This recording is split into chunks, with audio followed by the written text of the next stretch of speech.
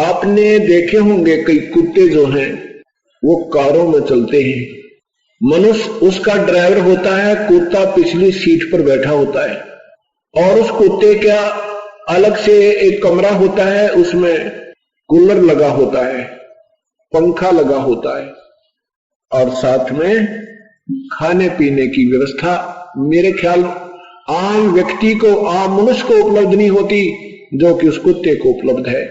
और बढ़िया कमरे के अंदर व्यवस्था है, और मेडिकल फर्स्ट एड भी, मेडिकल फैसिलिटीज भी मेरे ख्याल में आम प्राणी को नहीं उपलब्ध जो उस कुत्ते को होती है। ऐसा क्यों है? यही बात, यही ज्ञान सत्संग में क्लियर किया जाता है, स्पष्ट किया जाता है कि जैसा भी कर्म आप करते हो सबका फल मिलता है।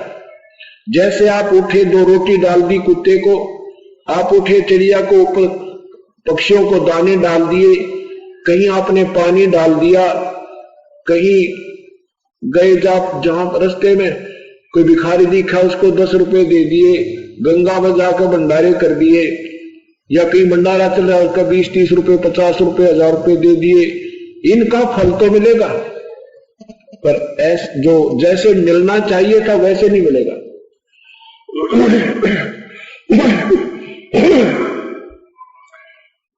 अब जो वो कुत्ता है कार में घूम रहा है, पहले मनुष्य जन्म में उसने दान तो खूब किया, और उस दान का, उस धर्म का उसको प्रतिफल भी खूब मिला, लेकिन वो मर्यादावत नहीं किया उस नादान ने। परम संत के माध्यम से विधिवत मर्यादा में रहकर नहीं किया। भंडारे भी लाए होंगे कि तो भंडारों में चल रहे, जैसे खाना कहीं चल रहा है, भंडारा हो रहा है, वहां जाकर 1000-2000 रुपए दे दिए होंगे, कोई बोरी आटे की भी दे दी होगी, घी का पीपा भी दे दिया होगा, और पक्षियों को दाने भी डाले होंगे। अब उन सबका पुण्य तो मिल गया उसको, उस पुण्य का प्रतिफल तो मिल गया, लेकिन मनुष्य जन्म ना मिला। अगर वो नादान आत्मा पूर्ण संत के माध्यम से गुरु मर्यादा में रहते हुए और ये साधना ठीक करता तो वो मनुष्य जन्म भी मिलता, और वो सुविधा भी मिलती, जो गाड़ी भी मिलती, जो आज उसको कमरा भी मिला अलग से, वो कमरा भी मिलता, एसी भी मिलता, और ड्राइवर भी मिलता, और हो सकता है उस नादान आत्मा को फिर कोई संत भी मिल जाता और वो अपना आगे का कल्याण भी करवा जाता।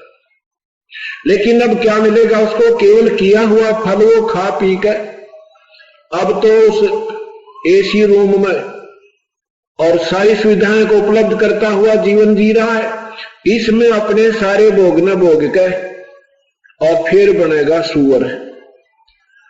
अब सुअर में क्या फैसिलिटी होगी इसको? कुछ नहीं हो सकती। और फिर बनेगा गधा। वो 84 लाख के कुएं में गिर गया, अब रेट की तरह घूम घाम के फिर कभी मनुष्य शरीर मिलेगा, फिर देखी जा क्या होगा। तो ये सत्संग के अंदर ज्ञान कराया जाता है कि गुरु बिन माला फेरते, गुरु बिन देते दाने, गुरु बिन दोनों निष्फल हैं, चाहे ओछो वेद पुराने।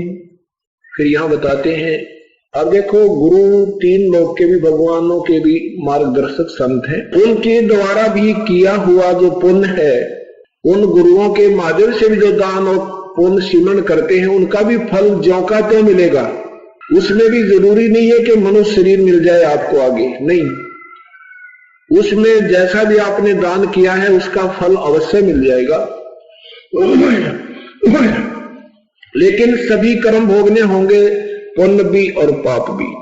केवल पूर्ण परमात्मा के परम संत जो समय अनुसार सदियों के उपरांत एक ही होता है, उनके माध्यम से किया हुआ पुण्य, दान, भजन जैसे वो बताए, ऐसे उस वास्तविक मंत्र की साधना से आपको पुण्यों का लाभ मिलेगा, पाप आपके विनाश हो जाएंगे।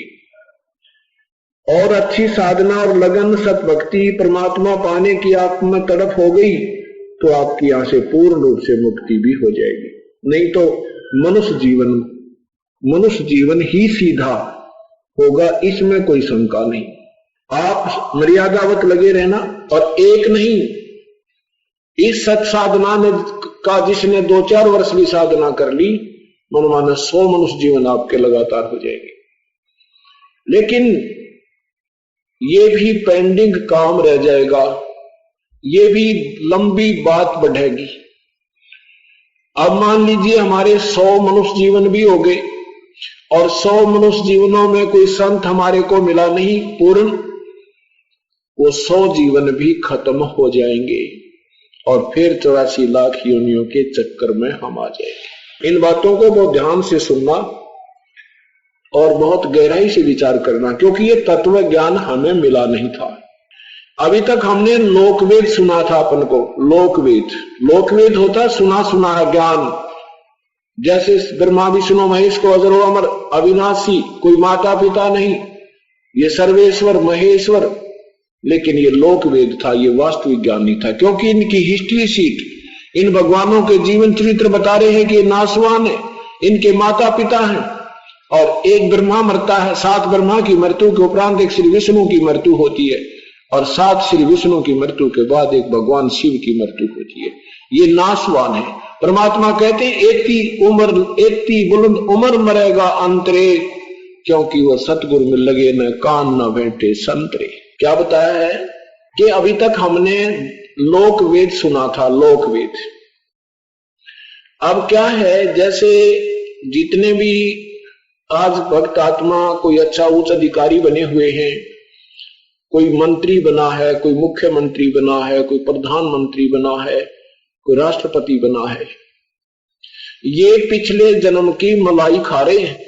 ये पिछले जन्म जन्मांतर के पुण्य इन्हें प्राप्त हैं और ये आज उनको मिले हुए हैं। और वो लोग ये समझ रहे हैं कि जो साधना हम वर्तमान में कर रहे हैं, चाहे वो किसी मजहब में पुण्यात्मा का जन्म है, उसमें कोई ना कोई धार्मिकता का सहारा लिया हुआ है, तो वो ये सोच रहे हैं कि जो साधना हम कर रहे हैं ये हमें लाभ दे रही है। नहीं, वो तो आपकी पिछले जन्म का जो संस्कार प्रारब्ध है वो चल रहा है। और जब तक सही साधना नहीं मिलेगी, उस पहले वाली साधना से आपको सुख है तो सुख होता रहेगा, और जब कष्ट आएगा तो कोई प्रोटेक्शन नहीं हो पाएगा। ये तो वेद में लिखा है कि जैसे एक बसंत ऋतु होती है, बसंत ऋतु। ऋग्वेद मंडल नंबर 10 सूक्त नंबर 90 में लिखा है कि जैसे बसंत ऋतु होती है, बसंत ऋतु में ना गर्मी ज्यादा होती है ना सर्दी ज्यादा होती है।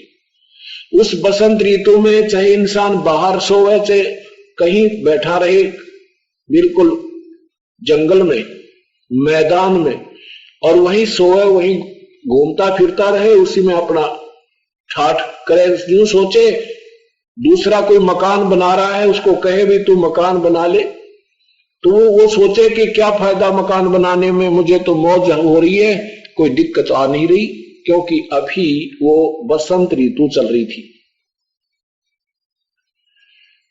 और फिर आएगी गर्मी या अचानक आ गई आंधी, ऊपर तो पड़े ओले गिरे और साथ में वर्षा जोर की आ जाए, फिर पता लगेगा उस भाई ने कि क्या आवश्यकता थी मकान की।